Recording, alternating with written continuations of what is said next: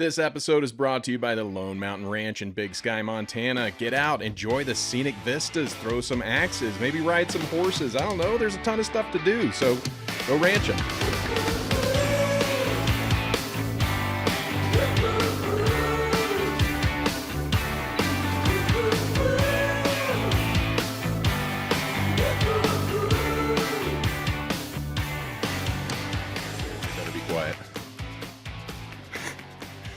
All right, thank you so much for being with us. This is Ryan Zinke, U.S. Representative, Montana's 1st Congressional District covering Western Montana. He's in his 4th term, and he sits on House committees for both Appropriations and Foreign Affairs. Nice to meet you, Representative Zinke. Hey, great to be with you, Joe. First off, I want to apologize for being here in Montana while you're stuck in D.C.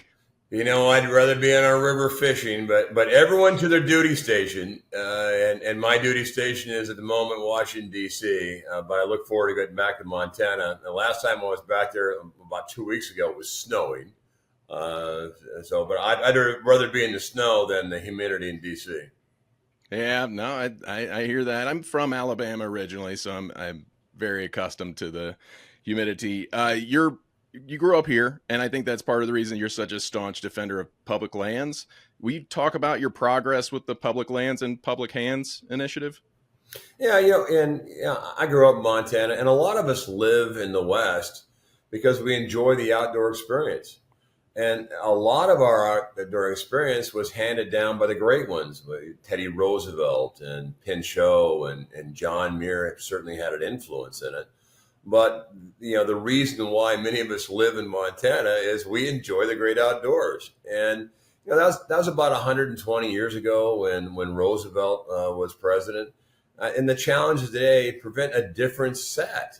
So now the challenge is, given what we have, how do we are going to be the stewards for the next generation and preserve and defend the very reason we live in the West? And a lot of it, we just enjoy the outdoors. We're like, hiking, fishing, and look, the Montana that I grew up in, it's still there, but it's changed a little. There was no problem with public access. There was fewer fences. If you go up to Madison, they're like mushrooms. There's houses everywhere. And now I think it's the time to look at the next 100 years and how to manage it. And there's a lot of anger out there of mismanagement. But look, this is a red, white, and blue issue. It's not from the Republicans on the right or the Democrats on the left. This is truly an American issue, and it's our moment, I think, to ask the right questions and put in better management schemes, to think about wildlife corridors and those type of things that are important, I think, to everyone that loves our public lands. How is it going attracting support for Public Lands and Public Hands bill? Well, there's a lot of support, but, on the East Coast, there's public lands, the battlefields, you have, Everglades. So there are public lands, but it's not to the extent what's out in the West. And nor is there the frustration to many communities, frustration like in Libby, Montana, or that they're surrounded by a sea of trees. But it's been a few really bad court decisions by again, district courts, not the federal government, not the Supreme Court, that has caused, some of these communities to decline. And they really don't have access to the riches and wealth of our public lands. And look, I'm a Boy Scout. If you're going to use public lands in a campsite, then make sure you leave it in better condition than you found it. But certainly, not being able to access timber and letting it burn down as it does in these destructive fires that destroy habitat, put a lot of silt in the watershed systems. I think we can do a lot better at managing it. And if we manage it better, I think a lot of the anger will go away. But also, we all love the summer, and I like to breathe in the summer. I don't like to not be able to see across the valley. So come on, guys, let's all get together and go back to multiple use and management. And I think the state and the nation will be a lot better off. It's become the new normal, and it doesn't feel like that is right. Well, and it doesn't have to be the new normal. When you have so much dead and dying timber, there are more trees dying from age than there are from harvesting by far. And just the numbers, I mean, there's I think 571 million board feet caught up in litigation. And what happens at the end of the day is, someone lights a match, a lightning strike, and you have these massive fires. And we're spending more money, by the way, fighting fires than what we're putting into our parks.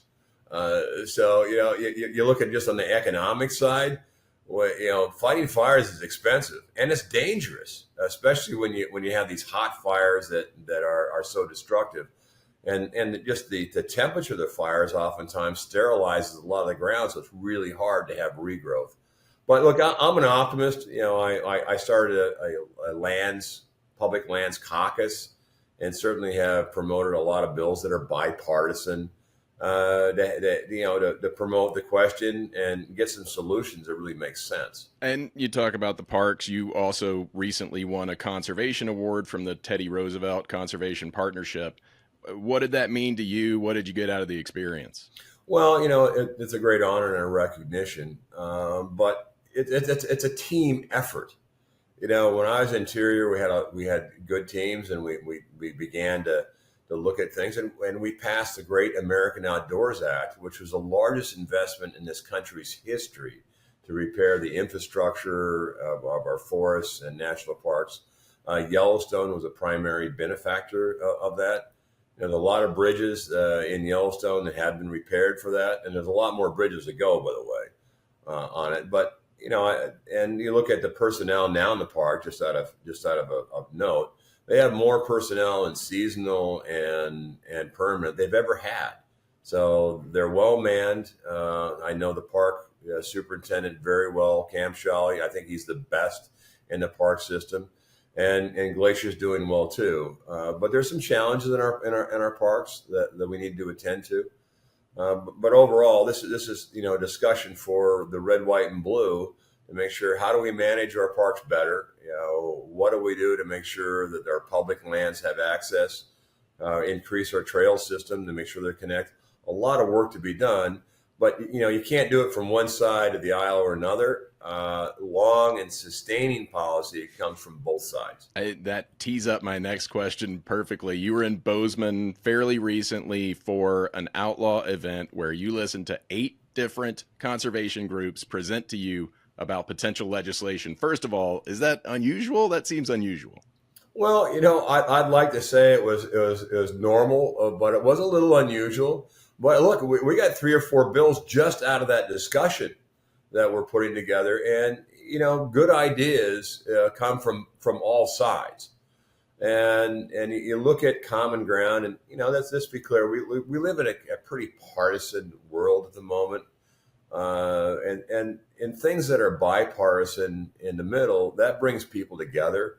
And if you want to tackle the hard issues, then start working on the easier issues. And in Montana, I think that's public lands, again, how to manage it. And get a consensus, because we all use it. The trails aren't divided between Republican and Democrat; they're divided among us, right?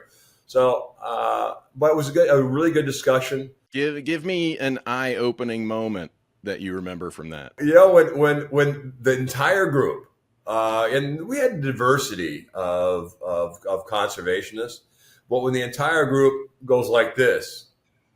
One of the things is, on fee entrances to the park, when you go to a kiosk, by the way, no one pays, because someone in that car, a car is filled with 10 people. Someone in that car is a third grader. Your grandma might be in there. Yeah, maybe a military member, but it covers the whole car. And then you have these really long cars that pay the same and take up 3 parking spots. And those dollars at the kiosk go directly to the park, and those projects don't need Washington D.C. oversight. So the flexibility, I think, is really necessary in the ground. And then of course hiring practices came up, or the local superintendent, the local district manager really should have hiring authority, rather than having to go to these websites, usajobs.com or .gov that has to be sent up to Washington, D.C. and they're making the decisions on who to hire. When the local district manager, he knows the family. They don't need housing. And they've been plowing the snow for 16 years. That's the right person that you want to hire. So let's push these decisions down where they should be at the front line. And lastly, everyone agrees that the front line needs to be healthy. And this is, from the background of a Navy SEAL commander. And look, if the front line is healthy, then the system's healthy. You should be less concerned about the headquarters and more concerned to make sure the front line has the resources, to do the mission. Thank you for your service, by the way. And can you give me a little preview of one of the pieces of legislation we may see come out of this? Well, I'll give you a preview on a couple. Number one, we're likely going to redo the entrance fee, so larger vehicles give more income into the park. We're looking at ways on the legacy river system, how to protect those rivers, but make sure we talk to Northwestern Energy and the stakeholders and the county commissioners, and then make sure you don't forget about local buy-in. Because what Montana and a lot of people kind of resent is someone from outside dropping great ideas on us that we have to live with. I think a lot of these ideas need to be vetted at the local level, the county level, to make sure you have buy-in. But great ideas that have momentum in the grassroots, generally are better ideas. So, looking at legacy rivers, which ones should be included, which ones the county supports, public lands and public hands, again, emphasizing that and adding pieces to it. And I think overall, and also the Blackfoot Clearwater area, in Sealy Lake area, they need a timber mill. And there's a lot of reasons why that timber mill was not successful. Some of it, by the way, was affordable housing because, believe it or not, Sealy Lake doesn't have a car wash. Oh, I know. Wow. So why don't they have a car wash? Because they don't have a sewer system, and they kind of sit in a cirque, and you can put a straw down there about 20 feet, you get water, but the water doesn't move a lot. So in order to have affordable housing like apartments, you need to make sure you can plug into a sewer system. And then just making sure, a timber mill has a guaranteed throughput of raw material, appropriate to the investment. You can't make an investment on a timber mill of $50 million if one year you might have access to, 2 million or 6 million or 20 million board feet. The next year you don't. So you need a steady throughput so you can have a return on investment. So you know how big the mill should be. And we're working with all parties to look at where the density of forests, is appropriate, and then kind of manage it on a land scale or landscape scale, rather than an individual timber sale. There's better ways, to manage our forests, more of gardening than a timber sale where one side wants to get as much fiber as they can, and the other side wants to get zero trees. It's better to do it on a landscape and look at what the sustainable yield is. And there are some places where you want more intensity, and some places you want no intensity. But that's how you manage a forest, so we don't have these catastrophic forest fires, and we have a healthy forest. You and I are talking about a lot of progress being made as a result of people coming together, despite a media landscape that is full of so much noise. I feel like there's clearly a path here. How can we encourage this to continue happening? Well, it kind of builds on itself. You have the first meeting, and people maybe are a little skeptical. When you have the wilderness, groups and the other groups in there, the full spectrum of conservationists, it's important to have different opinions. But there's been a lot of successes. We see the corridor study, making sure that wildlife can move between summer range and winter range, and it moves from public land across private land, as you know. But to make sure you have the healthy herds moving. And what we see is overpasses being built. We see corridors being identified, and make sure those corridors remain healthy. And those corridors, by the way, can include trail systems, more public access. You look at our river system. Where do we need public access? How do we put it in? And there's some challenges ahead of, number of people on a river, because you don't want to destroy the very essence of why we enjoy the river. And those are hard decisions, but we want to make them. As an example, I was driving, coming into Ennis, and this is a couple weeks ago during a kind of a snowstorm, and that river was full. There was a boat every 2 or 3 minutes. In the summer, there's even more. So you got to make sure that you utilize the asset so you can protect it in perpetuity. There's a lot more traffic in Montana up that valley in the summer than it used to be, and we need to have real discussions on make sure that we manage our resources properly. If the fish are biting, there are going to be drift boats on the river. That's just how it is. Yeah, a lot of boats, on there, and but you're right, and the fish were biting, by the way. That's great. How do you relate these very Montana issues to people in Washington, D.C. who don't necessarily have a lot of familiarity with what we do here? It's funny. A lot of Washington, D.C. and a lot of America view Montana through the lens of a Yellowstone series. And I caution, I know Kevin Costner, personally. He's a great guy. It's well written. It's certainly well produced, but it's a drama set in Montana. Like Star Wars is a drama set in space.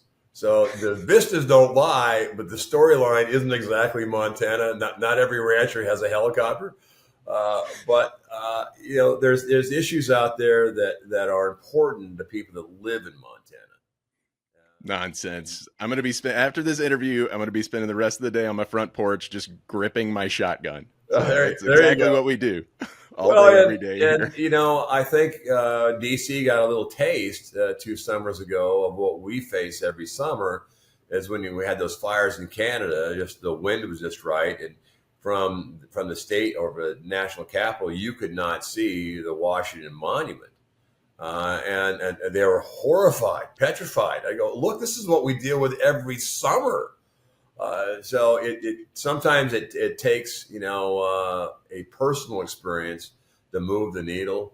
And certainly we began to move the needle on fire and make sure that they had the resources, but also understanding that, a lot of the fire that we face is unnecessary if we would manage our forest better. And the idea that you're just going to let it burn. I mean, we burned more 2x4s last year than we have ever harvested. So there's a good balance. And if we want a healthy forest that we all enjoy, you look at diversity of species. And you look at the pictures of Montana, when we were the state. It was a different terrain. There's a lot more open spaces there. There was actually more diversity of aspens and different trees that allow grasses to grow underneath. And, bears and antelopes don't eat trees. So you want to make sure the forests are healthy with some grasses and make sure you have the right fire breaks so we don't burn down, the Wheeler home in Glacier Park or Sperry Chalet, or there's a lot of historic, buildings that once they burn, we'll lose them forever. So our wildlife, look, when it burns, it burns a lot of habitat. So, I know it's kind of focusing on fires, but fire is a big issue. The season's coming up. The fire season has gotten longer. We've had fires, and outside of Glacier in February. So it's, we got to attend to it. And again, a lot of it is preventable if we use good management practices. And weirdly, the other day we had dust from Nevada and smoke from Canada at the same time. Who knows? This summer could be weird. Well, I'm hoping the fishing's good, though. That's all that matters at the end of the day. Representative Zinke, do you ever get tired of being the last name in roll call votes? Can you suggest that they switch it up every now and then and make you first? You know what? I love being last on roll call votes, because you got to watch the whole field develop. And a lot of times, because the majority or minority is so close, is that last vote really makes a difference. And so I enjoy watching the field develop and looking at it. And if you know my personality, I'm not really red or blue. I'm red, white, and blue. And there's some things that I think that we should not ever give up on. That's the Constitution and public lands, and there's others. But also, as a representative, you represent, and so Montana won from Bozeman, and on the southern part we have Glacier or Yellowstone, and the northern we have Glacier Park, and in between just beautiful country. But you should represent.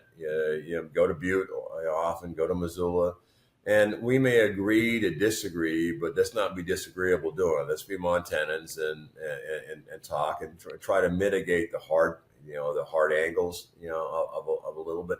Everyone should have a voice, because that's what a great democracy like ours provides. But as a representative, if you don't like representing and talking to people, I would recommend not taking the job. As an example, I'll go to Butte. I love the St. Patty's Parade, but I'm there, and love Butte. Have a lot of friends, a lot of history with Butte. But sometimes we can agree or disagree. But let's not be disagreeable. Let's find a solution, though, as Americans. And lastly, as an Navy SEAL, I spent 23 years. I was commander at SEAL Team 6, and I've been to a lot of battles, but I've always fought for Americans and with Americans, and I'd rather not fight Americans about issues, because anger doesn't provide solutions.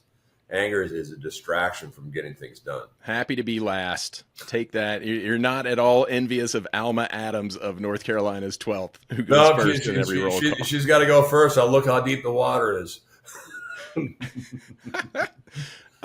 This is off topic, but you played offensive line at Oregon. Can you help me understand what a pin and pull blocking scheme is? Well, yeah. A pin and pull is you have a pin, and then you're going to pull around it. I was the last, I think, pulling center probably in the NCAA history. And you were a pulling center. I was a pulling center. I can tell you the offense didn't work. That's why it's no longer used. And if you Google the worst game in college football, the Civil War game of 1983 generally comes up 1, 2, or 3, but that's the last game I played. It pitted two, at the time, really terrible teams, Oregon State versus Oregon. I think it was 3 inches of rain, 16 fumbles, and the game ended in a 0-0 tie. The game was so bad, in fact, the NCAA changed the rules after that season, so it wouldn't happen again. So, oh no! I can tell you, I was a fast center. I wasn't a big center, but I also had 2 wonderful guards that saved my life every day. That were highly talented. But that's a pin and a pull. You pin one, and you pull around it. It makes sense to pull a guard, but the center's the last guy off the ball. What in the world would you do? Well, I was an undersized center. I was pretty fast. I was, recruited as a strong safety, but I went to Oregon, and Oregon's a track school. I was pretty fast for Montana. I was, in the 100-yard tells you how old I am, 100-yard finals at state. But I went to Oregon, and I tell you, the speed was a lot faster at Oregon. You got guys that ran a 4.1, 4.2 consistently, and it changed my pursuit angle. I'll tell you that one. I bet. All right, so I'm done with questions. We're going to do a quick dumb Marmot game. All right. And I call this Moment of Zinke. All right. Brought to you by Lone Mountain Ranch. I hear you're familiar with Lone Mountain Ranch. You know what? The management and the folks and the staff at Lone Mountain Ranch couldn't be better. All right. Glad to hear it. Everybody should go there, check it out. So, Representative, I want to attend to your mental health before I let you go. We're going to do a short contemplation where you will at least bring your imagination to Montana. Well, I'm not sure mental health is going to be a good topic with me, because I came back to Congress. You're not attending to it on a daily basis. All right, so we're gonna have some nice soothing spa music behind us. All right. I'm gonna get uncomfortably close to the microphone here. All right. Day has broken. You wake up perfectly refreshed and relaxed in your house in Whitefish. You sit up in bed with a sense of purpose. You look out the window and see something in the distance that you know will center you for the rest of the day. What do you see, Representative? I see a PT mat. It's time to work out in the morning. And I live in Whitefish. First thing I do every morning is I'll go out and do the same standard PT. And if it's a really good day, I'll get the boat ready for a float down one of the rivers. Oh, that does sound relaxing. You take a deep, cleansing breath and you rise, resolute in mind and body to prepare for today's outdoor adventure on public lands, of course. With intentional steps, you walk to your mudroom and, fully aware, survey your array of sporting equipment. Which equipment do you select? I would say probably the boat paddles, the boat pump. If there's one thing I love to do is I love to take my beautiful wife out on a river and we'll float. Sometimes we'll fish and sometimes we'll just enjoy the floats. And there's still rivers in the northwest Montana where you can get on a river. If you drive a little ways, that you're going to see maybe one or two people the whole day. So a lot of ways. And I'm a former geologist as well, and I can tell you some of the geology along the rivers is just striking. Ah, a man after my own heart. I recently pulled my raft out of storage, and it was a great day. It is a great day. It's a great day to clean it up, get it ready. It is a great day.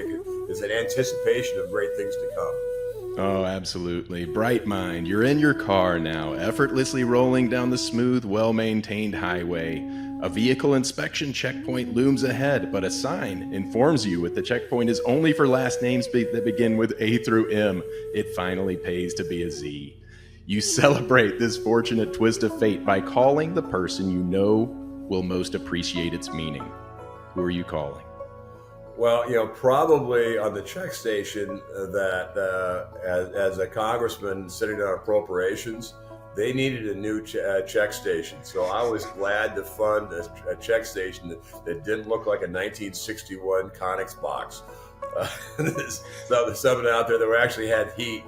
But yeah, but on almost a serious note, the check stations are so important. We have zebra mussels and things like that coming to the state. And look, we want to make sure our rivers and lakes are clean of the invasive species. So I take it serious. I want to know, hey, wait a minute. I can't be the only person with a Z. I'm going to pull it and get inspected anyway. And I'm going to say, everyone should get inspected. It's a good idea. Voluntary boat inspection. You heard it here first. All right. Representative, you finally arrive at your destination, again on public land. I can't overemphasize that. You're prepared for your day, pregnant with anticipation and excitement, which is a weird way to phrase that, but you get it. It's going to be a good day.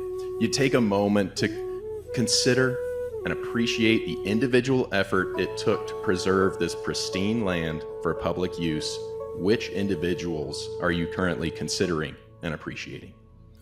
I look back at the great ones. Teddy Roosevelt, Pinchot, and Pinchot was multiple use. Mirror was lightest use, but there's a place for both.